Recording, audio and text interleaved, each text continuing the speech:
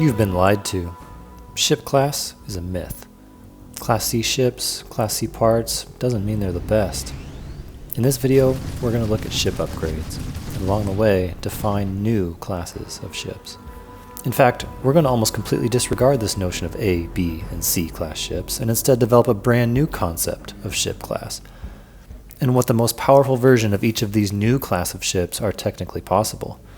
To do that, we're going to transform our starter ship, starting from character level 0 all the way to an advanced ship pilot, to see how to approach making your own upgrades to your favorite ships. What's up, shipbuilders? In the last few months, I've shared various ship builds with you, gone in depth on various ship part statistics, and discussed what really matters in terms of gameplay and what doesn't. But I have never put together a comprehensive guide about how I think about shipbuilding, and specifically how I approach each upgrade. So to do that, we're going to start with one of the worst ships in the game, the Frontier. To be clear, it's not one of the worst because it is what the game would call a Class A ship. You see, the game defines ship class by a ship's reactor class. That's because the other ship parts available to use on your ship are governed by your ship's reactor class. Use an A-class reactor, you're limited to A-class parts. Use a B-class reactor, you can use both A and B-class parts. Use a C-class reactor, you can use all available parts. So this, however, doesn't actually mean C-class parts are the best in all cases. Nor does it imply that there are distinct A, B, and C-class ships as the game would define them.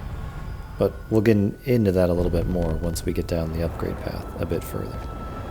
You see, the Frontier has a very weak A-class reactor as far as Class A reactors go, and it also has very weak A-class parts along with it. But there are some very powerful Class A parts, and that is where we're going to focus for our first upgrades. And these initial A-class upgrades are actually some of the most powerful you can make to your ship in the entire game, eclipsing other B and C-class parts. So to begin, let's look a bit further at the Frontier's main modules to understand just exactly what makes one ship part better than another, and outline exactly what to look for when evaluating each system on a ship. So to start, we're going to look at the reactor.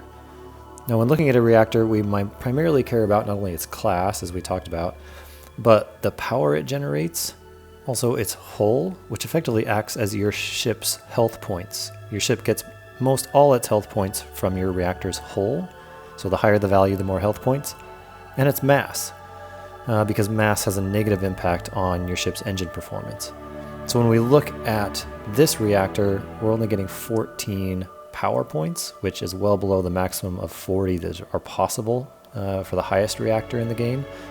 We're getting 310 health points, which at this stage is just middle of the road, not that great, frankly. And our mass is fairly low. A-class reactors have a fairly low mass. So really we just care about getting more power points out of our reactor at this point, if we can, and possibly upping our class to unlock more ship parts that could be available to us. So until our character is at a higher level and we have more options for a reactor, we're primarily looking at power points and maybe our hull or our HP. Now, that said, the specific reactor health value and the repair rate value, I have not seen those have any impact on gameplay whatsoever. I've done some extensive testing on both of those, compared the highest repair rate reactor to the lowest, and found no discernible difference. So you could ignore both those values for the sake of your reactor choice. Next, let's look at the Grav Drive. And the function of a Grav Drive in this game is just to get you to the next star system. That's really the only purpose it serves. You are required to have one. Now, the distance between, the largest distance between two star systems in the game is actually just under 28 light years. So as long as your Grav Drive can get you the mass of your ship to jump 28 light years, you'll be able to go anywhere in the galaxy. So really the way I pick a Grav Drive is to just choose the Grav Drive with the lowest mass that gets me that 28 light years of jump range. So as you're toggling through Grav Drives in the ship builder, you'll see that jump range value change in the menu. Once you hit at least 28, then you're good. Just find the one that gives you that jump range with the lowest mass possible, so we're not too negatively impacting our ship's engine performance. Next, let's look at shields. Now for shields, again, I care about mass just because we don't want to have too much mass if we don't need it, but the primary thing here is shield health. So I talked about the reactor health being the primary factor in your ship's overall HP. That plus your shield health gives you your total ship HP. So the max shield health is really what you want here. Some people I've heard will look at regen rate. I've done extensive testing on regen rate. I'll link to that deep dive video if you're curious. Effectively, you can ignore regen rate. The difference between the 10%, which is the highest regen rate in the game, and the lowest is negligible in real gameplay terms. So really, shield health is king in all respects. So for this ship, if we can, we're going to upgrade our shield health as soon as we can, just because that really protect us from becoming space dust. Next, let's look at engines. Now there's a lot to get into with engines, and we're actually going to do that later on in the video. At earlier character levels and just the small variety of engines you have to choose from, really the only thing I'm concerned about is just getting as much engine thrust as maneuvering thrust as we can. Again, at the lowest mass. The more mass you have, the worse your engine performance, generally speaking. Again, we'll dive deeper on this in the video, later in the video. I've also done a separate deep dive on engines specifically that goes into all the metrics here. A lot of them are actually hidden metrics that the game doesn't show you. The other thing, though, that we will highlight is the engine class. So the engine class actually determines the top speed of your ship. It's not reactor class, it's not engine thrust, it's just the A, B, or C class of the engines. So A class engines are actually the fastest, which is frankly the only redeeming quality of the Frontier. B class are slower, and C class are actually the slowest engines. So regardless of the engine thrust or maneuvering thrust, it really is only governed by the class of the engine. Also, an important note is that the slowest engine on your ship is effectively the ceiling for how fast you can go. So even if you have Class A engines, if you put one C-Class engine on your ship, your top speed immediately drops down to the slowest engine that you place on your ship. So be mindful of that when you're placing engines. If you want the fastest top speed, you have to make sure you don't put any slower class of engine on your ship. And finally, our weapons. So again, the Frontier has some pretty weak weapons on it. But when it comes to weapons, there's different weapon types, and they each have different firing rates. They do different damage to hull versus shield. You can equip different amounts of them given their max power stat. And so it really is a lot to think about when you think of weapons. To try to make it simple, you can think about it this way. Ballistic weapons damage a ship's hull and not so much their shield. Lasers are the inverse. They damage ships' shields and not so much their hull. Missiles do both, but missiles are incredibly slow firing and slow to reload, making them not the best option really at all, because you'll fire a volley of missiles, it'll do some decent damage, but then it'll take so long to reload that you really are just a sitting duck. Particle beams are far and away the best weapons in the game in terms of damage output. They do consistent equal damage to both shields and hull, and given some of the fire rates and damage outputs on particle beams, if you want the highest damage per second output, particle beams are the way to go, and that's where I'm going to focus in this video. We will go deeper a little bit on weapons in just a bit, and there's a nuance between obviously turrets, auto weapons, and non-auto weapons, so we'll look at that a little bit later, and what you specifically want to choose for your playstyle, and how you allocate reactor power comes into that as well. So there's a lot of upgrades we want to make to our Frontier, but the good news is that some of the first upgrades we're able to make, even when our character is just starting out, level 1, are some of the best upgrades we can make on any ship, even exceeding Class B and C parts. But we'll have to do a couple of quick and easy quests right off the bat to unlock some of these parts. Luckily, like I said, you can do these quests immediately as soon as you start the game. And so once you make it to the lodge and join Constellation, you'll talk to Sarah Morgan. She'll want to join you for a bit and go on your first mission. Right off the bat, you'll go to the mast and you'll sign up for the Vanguard. So go ahead and join the Vanguard. They'll send you on a little kind of mini quest where you'll learn the history of the settled systems. You'll have to kind of walk through a museum, click a couple buttons, listen to a presentation, and then you'll make your way to a piloting simulator. Now, don't go too fast past this part of the game, because you can actually use the piloting simulator to level up your piloting skill. So to level up your piloting skill, you have to defeat a certain number of enemy ships. Now the piloting simulator is low risk because it's not actually your ship. If you lose, you can just start again. But the kills that you rack up count towards increasing that piloting skill. And so we're going to want to eventually use C-class parts. So to do that, you got to level up your piloting skill. And you can do that in the piloting simulator itself, which is kind of a nice little hack. Another quick plug about the piloting simulator is there are some debug tools on the monitor in the piloting simulator ship, and so you can use those to gain a little edge. And if you can make it to tier 6, which effectively means you've kind of won the piloting simulator, you'll get extra credits just to kind of jumpstart your game. It's not required. You really only need to get to level 3 of the piloting simulator to complete this quest, which is pretty simple.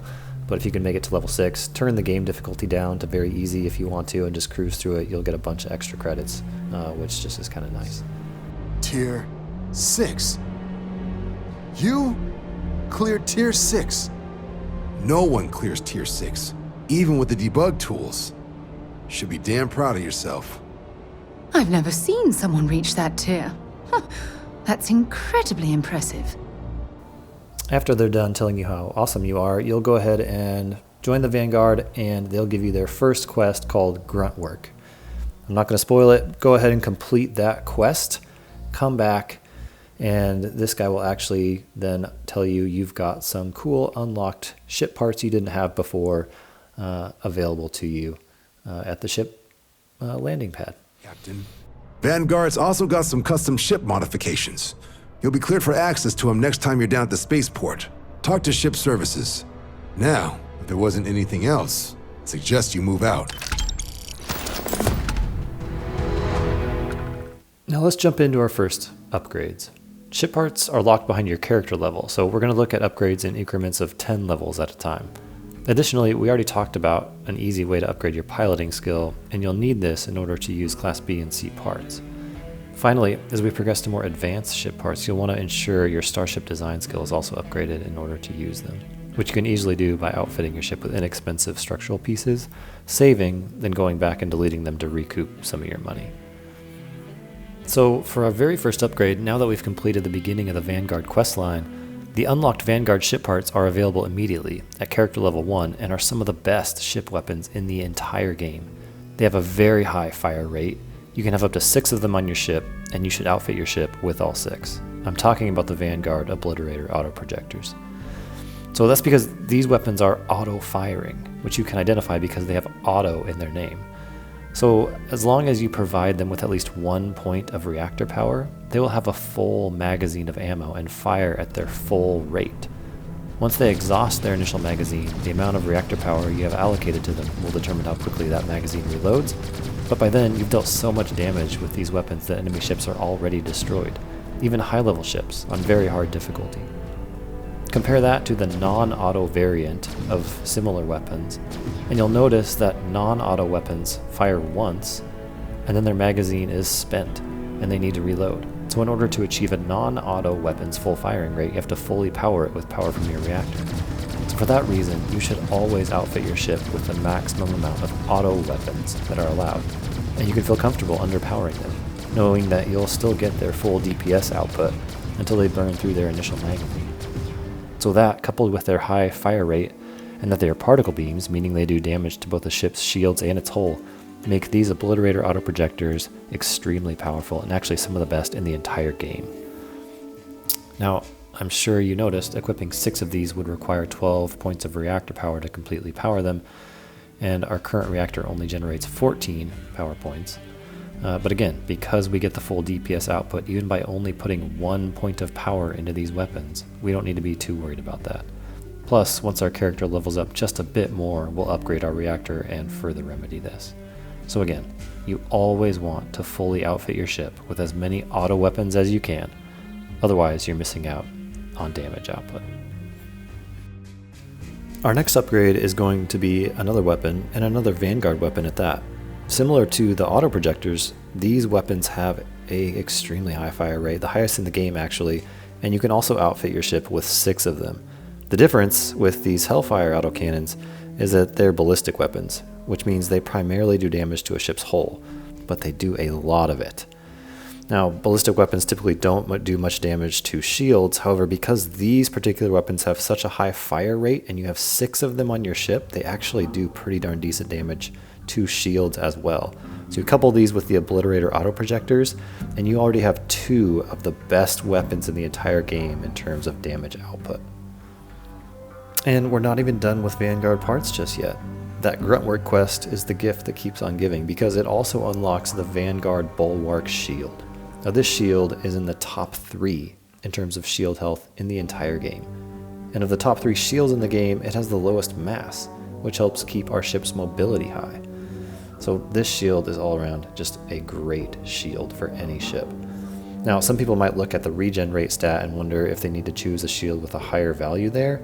We already talked about this. The answer is no, absolutely not. I'll link to a video where I did a deep dive on shield regen rate, but basically you should only be concerned with your shield's total health first and foremost. Once we get to the later upgrades, we can look at the impact the mass has on your ship's overall mass, but for now, shield health is king. Now, a shield is also only good if it is powered up, because if you don't fully power your shield, you're not getting that total shield health from it. Now the good thing about this shield is because it has such a high health value, its shield health per power points are still in the top 5 of all shields in the game. So even though we won't have much reactor power at this point in the game, we'll still be getting great value from our shield. And I do just have to say it out loud that this is the only time in the game when our character level is this low, and as a result our reactor's power generated is so low that I would even suggest you underpower your shield. Otherwise, always give a shield full power because it's only as good as the total health it is providing you. Speaking of reactor power, we do need to try to upgrade our reactor at this point simply in order to use some of these Class B Vanguard parts. There are 2 in particular that I would recommend when you're at or below level 10. The first is the Z Machine 1000 reactor. It's a Class B and it's available right off the bat at level 1. So being a Class B reactor, this will let you use the Bulwark Shield and those Hellfire autocannons, as both of those are Class B parts. However, this reactor only provides the same amount of power points as your starting reactor, 14, so no upgrade on that front just yet. However, once you reach level 10, you can use the Theta Pinch A9 reactor. This is Class C, so we'll be able to use all parts, and it does provide a few more power points, 4 to be exact, and so those will definitely come in handy with our more powerful parts that we're using. It does have a bit higher mass, but if you are able to use this, I would use it starting right away at level 10. And it is worth mentioning, it more than doubles your initial reactor's health points with its whole value. And so your shield is just getting higher defensive overall rating right off the bat with that Vanguard shield and with a better reactor with more hull points. Next, we want to look at our engines. So these upgrades you'll see have already taken a toll on our mobility, and so they are a bit heavier in terms of mass than the starting modules that we have on our ship. So we want to get as much performance out of our ship as we can at all stages. Now we're going to do a deep dive on engines and their statistics later on when we can our upgrades get a bit more nuanced, but for now, simply to get a bit more overall engine thrust and maneuvering thrust, our best option at character level 1 is to upgrade to the White Dwarf 3000. So we're still in the White Dwarf family, and because we don't have much reactor power, I'm only going to put 2 of these on, just like we still started out with 2 engines. We could have 4 of them, but with just 2, we can keep our power allocation down and still get up to our maximum top speed. So it also means we can't add much cargo yet, just because we'll quickly use any mobility that we do have, but that'll come as we're able to do further upgrades. Next, we want to look at our Grav Drive. We're only getting 19 light years of jump range after some of these new ship parts we put on, which is not that great at all. So we're going to scroll over to the Grav Drive section in the shipbuilder, and you'll see as I scroll through these, the jump range will change. So we're going to choose this R2000 Alpha Grav Drive, which is available at a low level, and you'll see that bumps up our jump range to 29 light years, which is above the 28 light years that is the largest distance between 2 star systems in the game. So now we can go anywhere in the entire game. For this next upgrade, I'm actually going to upgrade with a HAB. I know we don't typically think of HABs as being an upgrade to our ship, but right now you'll see we just have a max crew of 2. And so I want to get that up to at least 4. And so I'm going to add a control station, which gives us a bunch of crew slots or crew stations. And the reason I want a crew of 4 is that there's particularly 4 crew members in the game that give us quite a bit of boost to our ship's performance. Sam Coe boosts our top speed. He also has a payload skill, which boosts our cargo. And he gives us an extra reactor power point, always allocated to engines. So that's a huge boost. We also want Omari. You can find Omari in Aquila City. Omari gives us an extra shield power point. And then for our 3rd crew member, we either want Andromeda Kepler or Vasco. They give an extra power point that you can allocate wherever you want. You can only get the boost from one of them, not from both. I typically go with Andromeda because Vasco is really glitchy on my ship, and he'll also just get in the way a lot. But you can choose either one. And then finally, I'll choose Barrett because he boosts particle beam weapons. Now, if you don't use particle beams, find another crew member that boosts whatever weapons you like to use. But I use Barrett for his boost to particle beams. Now, you can also add Sarah for her astrodynamic skill, which reduces your fuel consumption. And at an early character level, that might be a good idea. Once your own character's astrodynamic skill is maxed out, you really don't need Sarah to help with your fuel consumption. And frankly, I don't like to listen to her complain all the time. She doesn't count against crew space because of her leadership skill, though, so you can add her at any point. Now, we haven't talked about fuel just yet. We are going to change out our fuel tank. This is a pretty terrible fuel tank. Doesn't give us much fuel at all. I do have a video that goes through the best ship parts in the game, and so when we look at fuel, we want to look at fuel per mass. These Titan 450 fuel tanks, they're not bad. For our low character level, we're going to use 2 of these, and that'll give us enough fuel to get where we need to go with a ship of low mass. The other thing we're going to look at really quick is just landing gear. We haven't talked about this much. We don't need to upgrade our landing gear just yet. The main thing with landing gear is landing thrust. These are some of the weakest with a landing thrust of 1. The highest landing thrust in the game is 4. And a quick rule of thumb with landing thrust is to basically take your ship's mass and divide it by 200. And that'll tell you how much landing thrust you need on your ship. You can round up. It's just a quick approximation. So mass divided by 200 will tell you how much landing thrust you need. And at this point, we just need to find a place to put all of our new modules. So I'm actually going to delete that Docker, put the hab on top, and which means we need a new Docker. We're just going to use a slim Docker on top of this one. Maybe this Connect Pro keeps the look of the Frontier a little bit. And then we're going to need to find some room for the rest of our ship parts. So the Vanguard shield can sit on top. It's a top mount shield. And next, I think we'll need some structural pieces in order to fit on our engines on the back. And so to keep with the Nova theme of the Frontier, we're going to use some of these Nova cowlings. Put these on each side of our top hab now, and our engines can just fit on the back of those pieces. This will keep a little bit of the aesthetic of the Frontier. Again, I'm not going to go much into structural pieces in this video. That's completely up to you, obviously, as all of this is. But this will fit our parts on nicely. The other thing that those Nova pieces do is they give us a lot more weapon mounts. And so being able to put 6 of each of these weapon types on our ship means we're going to need a lot of weapon mounts. So we actually get 3 from this cockpit, which is nice. Now these Hellfire autocannons are a little clunky and bulky. They don't fit just anywhere. But we should have enough slots now, especially with, you can see our landing bay. I'll actually put 2 under here. We can fit 2 on that landing bay, which is nice as well. And now for the Obliterator auto projectors. We can put 6 of these on our ship, so we'll put a couple on these Nova cowlings on each side. And just an extra one underneath, and that'll get us up to 6.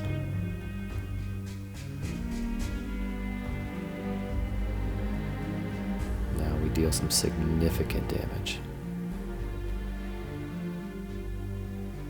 I'm just trying to decide what I like best, but neither here nor there. You can choose how you want to organize your weapons on this ship. I'm actually going to put one on the nose, just for fun. Okay, now let's take our Grav Drive. What's nice about this Grav Drive is it has connector spots on all sides, which makes it a lot nicer to find a place for. And so we can, and the same thing with this reactor, not all reactors have connection points on the back. So we'll put the reactor on the back, the Grav Drive underneath, just behind that. And then the cargo can kind of just slot off the landing bay, which gives kind of a more rounded shape to the end of the ship, rather than a stair step.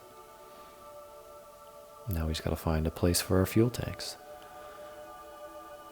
So we can mount these to the side back here, the back side of the reactor. Something like that.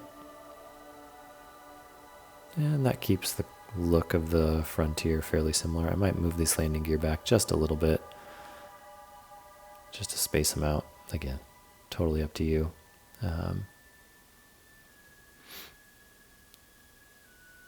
As we get further into our upgrades,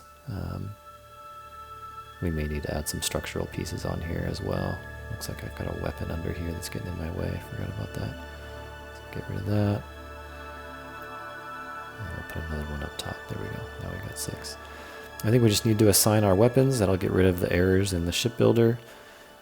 And that's it for our first series of upgrades. Plus we've covered a lot about why we upgrade what we do. And you can see on our ship stats on the bottom stat bar there, almost everything is improved in the blue.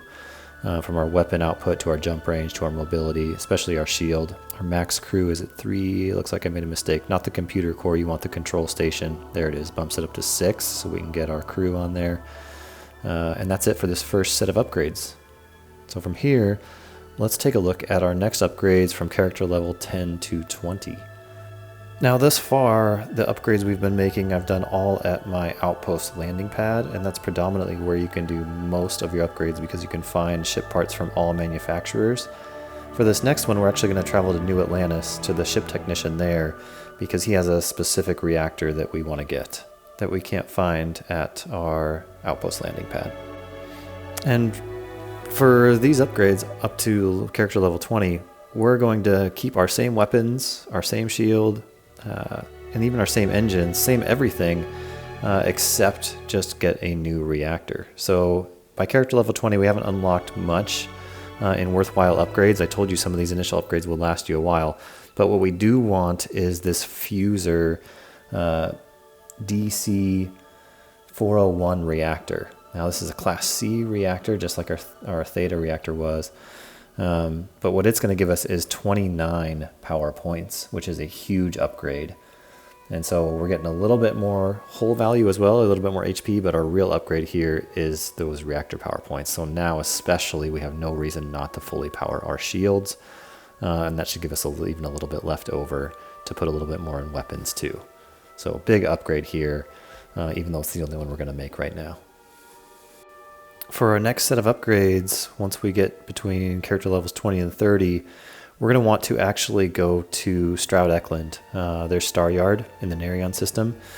And that's because at this point we've reached a level where we can really distinguish between ship class. And I don't just mean A, B, or C, though there will be some similarities to those classes.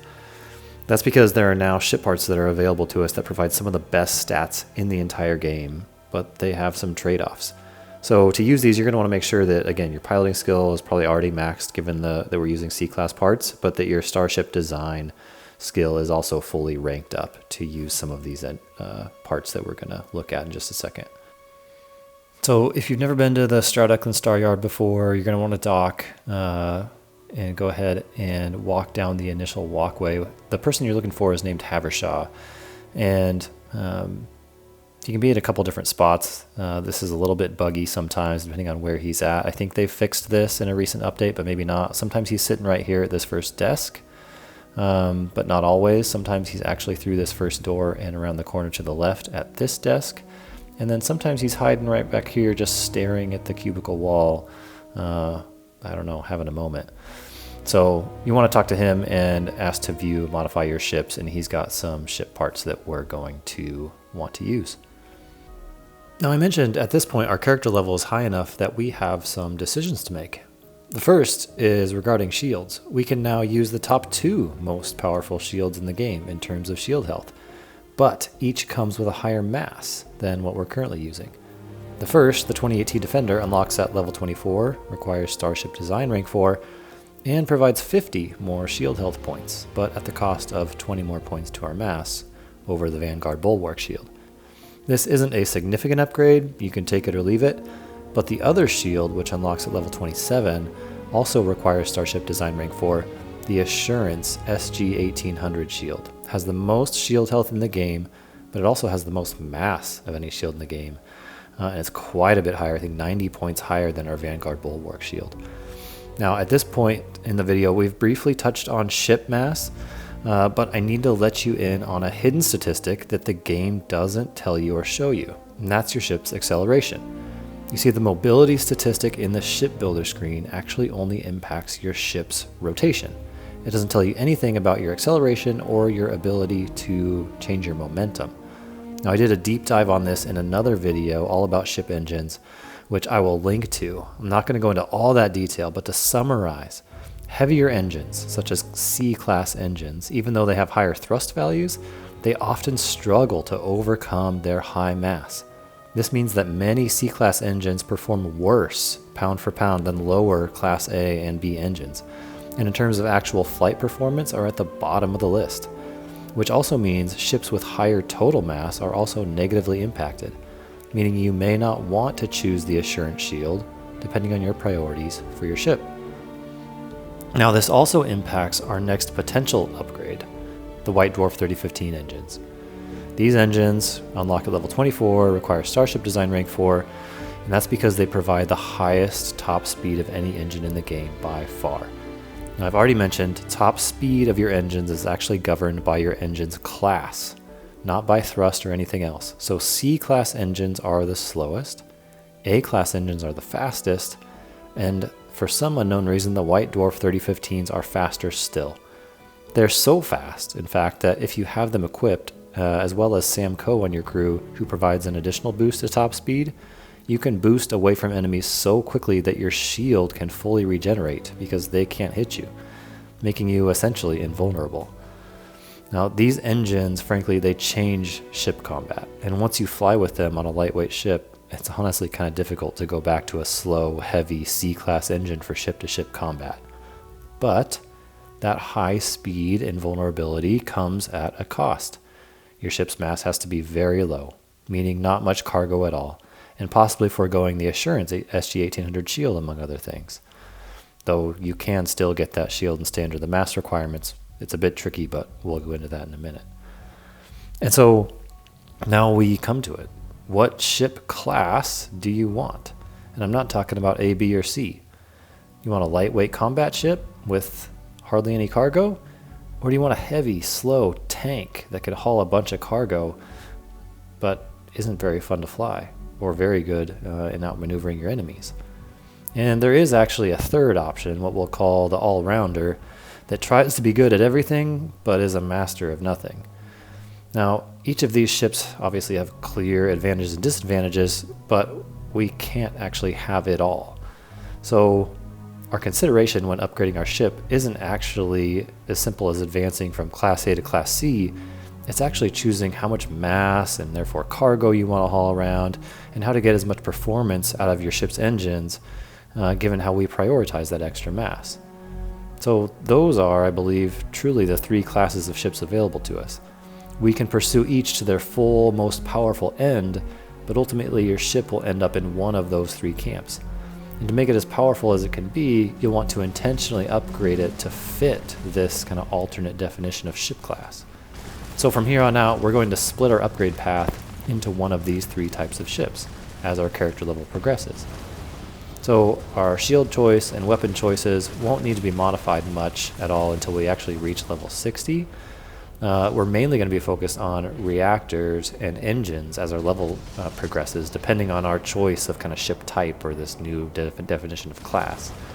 Now, we will also take a look at weapons too, especially for those slow, heavy cargo haulers with C-class engines, as those are perfect ship types for turrets, which we haven't talked about yet. But to start, we'll begin with what I would call the lightweight fighter class. For this type of ship, again, I'm not concerned with cargo space. What I am concerned with is keeping my mass as low as possible. That's because we're going to be locked into using the White Dwarf 3015s for the rest of our character level. There's no further engine upgrades because we want that highest top speed in the game. But even though these engines are the fastest, we can't carry much mass before our mobility statistic and also our hidden acceleration stat begins to decline. So, for our upgrades going forward, once our character level jumps up to level 38, we're going to upgrade our reactor from the Fuser DC-401 to the DC-402. This will get us a few more power points and a bit more health points, just an incremental upgrade that's worth grabbing once you reach character level 38. Then, once our character level reaches level 50, we can upgrade our reactor incrementally again from the DC-402 to the DC-403 to get even more reactor power. Further, we can now do a weapon upgrade to the PBO-175 auto helium beams. Now, I haven't talked about that third weapon slot at all. I've kind of left that open intentionally for you to put whatever you want there. A lot of people choose EM weapons so they can disable ships. If they like to board enemy ships, take them over. That's a great choice. Sometimes I'll throw missiles on just for role play. Or if I really want a maxed out DPS output with my weapons, I'll get another set of particle beams. That's what these PBO-175s will accomplish. These are some of the best particle beam weapons in the game, and technically they're only Class B, but they do require Starship Design Rank 4. Now again, we want the auto versions of these, and we're going to equip the maximum allowed of 4 of them. And I'm going to play around a little bit with where exactly I want to place these weapons, and while I do that, one thing I do want to mention is you'll notice I still only have 2 of the White Dwarf 3015 engines on my ship. Now my mobility is starting to drop just a little bit, especially as I add a little bit more mass with these extra weapons. And we do want to keep that max mobility up as high as we can. So we can start, now that we have a better reactor, we can actually add on additional engines and still be able to fully power them. Now it is advantageous if you don't need that many engines, then you don't need to allocate as much power to your engines in order to get max performance. So something to keep in mind, if we can get away with just 2 engines, that'd be great, or just 3, then we don't have to allocate full reactor power and we still get max stats, max engine performance. So I'm going to go ahead and just add, at least 1 and I get max mobility. And so I'm just going to add the 1 for now. And then later on, when we get a heavier reactor, maybe a heavier shield, upgrade to the SG-1800 shield, we'll add 1 more engine just to keep our max engine performance above our mass. But this should do it for now. Our jump range did drop because we've added a bit of mass, so we're down to 26 light years of jump range. We should go ahead and upgrade our Grav Drive just incrementally to the next version. So we've got the R2000 Alpha right now. I think if we go up to the R3000, it'll be slightly more mass, but that it should overcome that mass, and we should get, we'll get up to 30 light years of jump range, which is the maximum allowed, and we're still at top mobility. So as you go and add mass to your ship, obviously the Grav Drive can't overcome the mass. You might have to upgrade that a little bit to keep above 28 light years. Now finally, once we reach character level 60, ship parts are no longer locked behind our character level, and we can upgrade our reactor one last time. Now this choice basically comes down to 2, maybe 3 different reactors. The first is the SF-40 Sheared Flow, which provides the maximum of 40 power points. The Pinch 8Z reactor, which also provides the max 40 points and has slightly more health points, but at the cost of slightly more mass. So the 2 of these, technically the Pinch 8Z might be a little bit better with its a couple additional hull value points, but it does have a bit more mass. So the times where you have to choose between these and it actually makes a difference are pretty slim. But finally, there's the Pinch 8A reactor. Now, not the Z version, but the A version. This only has 36 power points, so 4 less than the max of 40, but it makes up for that with nearly 50% more health points than any other reactor in the game. Total of 1950. So for that reason, I often choose the Pinch 8A, as this is the most significant way to increase your ship's HP. Also, at this point, it's worth noting that there is technically one additional reactor I haven't mentioned, but comes in as one of the best in the entire game, especially if you're hoping to keep your total mass down. And there's actually a B-class reactor, the 104DS Mag Inertial Reactor. It gets you 39 power points, so almost that max of 40, but its mass is only at 71. So if you have a ship that you're trying to make kind of a lightweight fighter, maybe you've got some additional structural pieces just to make it look cool, and that might push you over the total mass requirements for max mobility with these White Dwarf 3015s, you can always go to this 104DS Mag Inertial Reactor. You're not losing much in terms of power output. The whole value is a little bit less than like the Pinch 8Z or the SF40, but not that much. And so that 104DS Mag Inertial Reactor is a good choice. Now at this point, character level 60, regarding weapons, we could actually swap out our Hellfire autocannons for another set of particle beams, specifically the Exterminator 95 MeV auto helium beams. These are also some of the best particle beam weapons in the entire game, very close in performance to the PBO 175 auto helium beams. You can have up to 3 of these, and again, make sure you use the auto version. So if you want an all particle beam loadout with the best particle beams available, you'd have the Vanguard Obliterator auto projectors, the PBO 175 auto helium beams, and these Exterminator 95 MeV auto helium beams. But as always, the choice is yours. Now, I previously mentioned about the Assurance SG-1800 shield that we may not want to use that because of its high mass. If you still want that highest shield health in the game, you can go ahead and throw that on this lightweight ship build. The key thing to look for is that your total ship's mass stays below 1020. With 4 of these White Dwarf 3015s, as long as you keep your total ship mass below that 1020 threshold, you'll still maintain top mobility and top engine performance. So you can probably have a little breathing room, get on a little bit of cargo. You can fit on that top shield health shield, max out your weapons, just get a decent enough, heavy enough grav drive to get 28 light years of jump range, get a top reactor in there, and you'll still have just a bit of room for cargo. But it is a balancing act to fit everything on with a decent structural look for this extremely lightweight fighter type build. Now, I want to point out a couple things as I've been talking over my build of this. We could almost get away with just having 3 engines. In fact, if we cut out a couple halves, maybe got some more efficient fuel, we could get away with it and still get max engine performance. The other thing you'll notice is I've got an error in my shipbuilder, and that's because my mass just went a little bit too high. I've only got 4 landing thrust, and my mass is almost at 900, so 900 divided by 2, that's greater than 4. So we'll need to add some landing gear. I'm at Stroud Uckland right now, so I'm just going to pick one of their landing gear. You might want to choose a different one. This is just for ease of use. I'm going to rearrange some of my modules to fit it on here. And this should alleviate that error once we just get some additional landing thrust. Again, take the mass of your ship divided by 200. That should give you roughly the, and round up, that should give you roughly the amount of landing thrust that you need for your ship. But if you really wanted to cut down all cargo, cut down some halves and structural pieces, you could even save some more weight, and you could probably get away with just 3 White Dwarf engines. I even have a ship that I got away with 2 of them. I call it my bantamweight fighter. And so that really saves me some reactor allocation points that I can put into other systems. Now that completes our lightweight fighter build. This has the best weapons in the game, the best shield, best reactor, highest top speed, top mobility and acceleration, and altogether is technically the best combat ship that you can build, but at the cost of cargo space.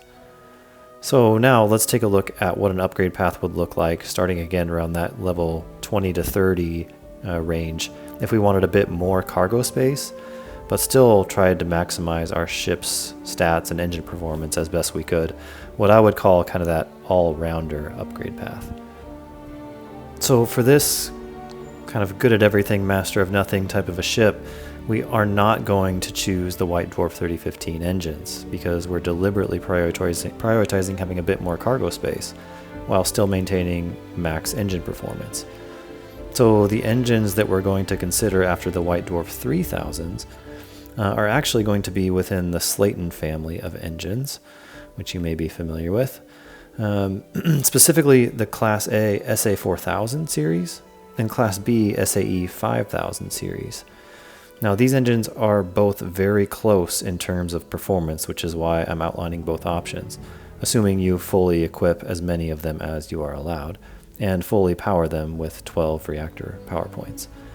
In order to more clearly see how close these engines are in performance, and also why they're considered the best engines in terms of performance, again, you'll want to go check out my separate video that does a deep dive on the best engines in the game, which I'll link to below. But we'll take a look at some analysis that I produced from that research, and when we look at the extra ship mass that your ship can have above an engine's own mass, before you start to lose engine performance, these two engines are at the top of the list for a character at level 30, and this actually continues as your character level increases, as you upgrade to more advanced variants of these same engines. Choosing between them is obviously a personal choice, depending both on how they fit the aesthetic of your ship, as well as whether you prioritize the slightly higher top speed of the Class A SA4000 series of engines, or if you want that little bit extra maneuvering thrust to maintain top mobility and get a bit extra cargo with the Class B SAE 5000 series that those engines provide. One thing you may notice as I scroll through these engines and we look at some of these advanced stats, and we'll talk about this more when we discuss the heavy cargo hauler class of ship, the SAL 6830 engines that everyone seems to be so in love with, and they're locked behind a quest. People hold them up as the best engines in the game. They actually perform much, much worse than even these early level Class A and Class B Slayton engines in terms of engine performance above their own heavy mass. They even perform worse than the engines we first upgraded to when our character level was level 1, which is actually quite surprising. So other than our engine choice, our upgrade path for our other ship modules will be similar to the lightweight fighter build we already looked at. Once our character level jumps to 38, we're going to upgrade our reactor from the Fuser DC-401 to the DC-402. This will get us a few more power points, a bit more health points. Then once we reach level 50, we'll upgrade our reactor again to the DC-403 variant to get a little more reactor power. And then we'll do the same weapon upgrades to the PBO-175 auto helion beams, as those are some of the best particle beam weapons in the game. And they're only Class B. And again, we want the auto versions of those, equipping the maximum of 4 that you're allowed. And similarly, once we reach character level 60, ship parts aren't locked behind our character level, and we can upgrade our reactor one last time. Again, similar reactor choice, come down to 2, maybe 3 reactors, the SF Sheared Flow, the Pinch 8Z, both provide a max of 40 power points, with the 8Z having a bit more HP, but slightly more mass as well. Or that Pinch 8A reactor, which is really unique, only having 36 power points, but again, nearly 50% more health points than any other reactor in the game. So I often choose the Pinch 8A, as that's the best way to get your ship's health to be as high as it can. And then just to put a clean bow on our engine choice for this all-around ship class, as our character level progresses, again, we're going to stay within the same Slayton family of engines. And this chart I've got on the screen here will show you just kind of the advanced statistics for each of those, either SA class of engines or the SAE B class, depending on your character level. And again, they're both really close. The main difference is top speed between A and B class. A class being a little bit higher, but then the B class engines having a bit more maneuvering thrust in particular to carry a bit more cargo before they lose performance. I do think either of these engines are both top in the game, probably top 3, top 5 as far as engines go in the game, and so you really can't go wrong with either one. The choice is truly yours. All right, let's move on to our final ship class, variant, type, whatever we want to call it, what I call the cargo hauler. For this ship upgrade path, our primary concern now is cargo. We want as much as we can get. And if we don't care about maintaining engine performance at all, or that half-truth mobility statistic we've talked about. You can obviously use whatever engine you want, simply overload your ship with as much cargo as you possibly can until your landing gear can't physically support it, and do your best to fast travel everywhere. And I already know many of you will say that's the only point of shipbuilding anyway, and this video is not for you. When we look at engine performance in terms of really heavy ships, it's actually surprising the engines that rise to the top. The Poseidon DT-230 engines actually provide the most thrust above their own mass of any engine in the game, allowing you to put more cargo on a ship with these engines than any other and still maintain that max engine performance. However, because they are Class C, their top speed is the slowest, but we're just dealing with that at this point with this ship class. So there is one more consideration to throw out, and that is the SAL 6830 engines. Where these engines do outperform all others is in terms of maintaining a maximum mobility statistic, as defined by what is displayed in the shipbuilder screen, not defined by acceleration or anything that might actually be tied to engine performance. That's because their maneuvering thrust is so high, and you can put 6 of them on your ship. So when we actually sort our engines based on extra maneuvering mass, that is when those SAL 6830s rise to the top of our list. So they do have a niche. If we care about seeing that max 100 value in the shipbuilder screen, and we don't actually care about your ship's ability to truly change its momentum in a different direction, these are the engines for you. Now, you'll also see, however, that those Poseidon engines are firmly in second place, even with this narrow-sighted view of engine performance, and our other Slayton engines are also great top performers. Again, the choice is truly yours, and for this type of ship, if it were me, I wouldn't really care about engine performance. I'm just caring about as much cargo as I can get on my ship and having engines that look cool at that point.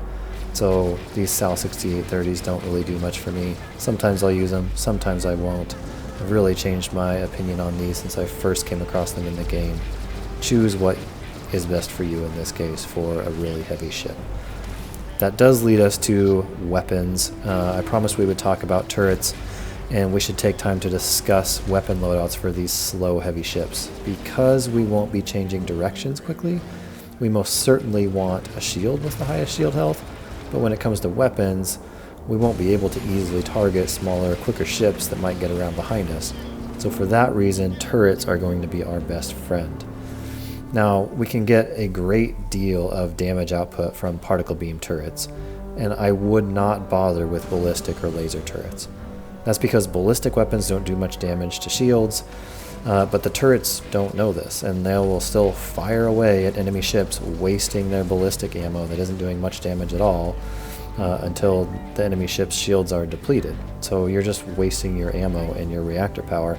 The inverse is true for lasers. They'll do damage to shields, but then they won't do much damage to the enemy's hull. Particle beams damage both, so if you want turrets, they should be particle beams, end of story, as the turrets are going to fire regardless. They're just not that smart. Now, the aspect of turrets that are obviously advantageous is we can place them facing in different cardinal directions so that our blind spots are covered. Now, this is clearly good for these big heavy ships that can't turn around so quickly, but this also limits the amount of focused damage output that you can deal on a single target at one time, as these turrets can only cover a limited angle in their shooting radius. So that's roughly, I think, 90 degrees. They can't turn a full 360. So it's certainly a trade-off. Turrets are definitely better for these slower ships, Class C engines, ships with low engine performance, as your ability to dogfight is greatly limited. For a fast and mobile ship, being able to focus all of your damage output on a single target eliminates them obviously so much quicker, plus you're in control of when the weapons fire, so if an enemy boosts away and your weapons lose their target lock, you manually stop firing so you don't waste ammo. Turrets don't. They keep firing but miss. And if you're good enough pilot, you can still manually aim and hit your target even when your weapons aren't auto-locked. So, what are the best particle beam turrets? What should you outfit your ship with? The Obliterator 250 MeV alpha turrets. PBO 300 auto alpha turrets, PBO 100 auto neutron turrets, and the Eradicator 75 MeV auto neutron turrets, roughly in that order, are all tops in terms of particle beam turrets that you'll want to outfit your ship with. Now you've probably noticed we haven't actually discussed cargo parts at all yet, and that's because there isn't much to discuss. What we care about with cargo is its cargo space versus its mass, and frankly there's not much variation. And by not much, I mean basically none at all. Every standard cargo piece in the game comes in at about 4.7 cargo per mass. What this means is that you should use the cargo piece that best fits your ship. Now you could choose to have shielded cargo, which you can purchase once you join the Crimson Fleet or from Lon Anderson at the Red Mile in the Parima system. Shielded cargo comes in at around 3.3 cargo to mass, so it is not as efficient, which makes sense given it's theoretically shielded, giving you a better chance at eluding contraband scans. Except there is one outlier. The 10ST hauler shielded cargo hold is well below the typical 3.3 ratio for shielded cargo. Its ratio comes in just under 2.6, making this cargo piece the worst performing in the entire game. Now that said, I have used it before because it's a somewhat rounded or angled piece and there aren't many of those in the game, so for aesthetic reasons you may choose to use it. Just know that technically you could be getting more cargo per mass elsewhere. And how does character level come into all this? Some cargo pieces are locked behind your character level, with most unlocking at around level 30, and that's just because they're more dense, meaning you can get more cargo space into less physical space on your ship. Actually, some of the best cargo per mass can actually be had by choosing the correct cockpit.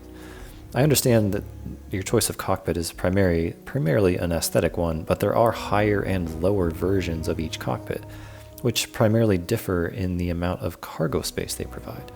In most instances, choosing the highest version is advantageous because why not get additional cargo from your cockpit, especially when it is at a low mass.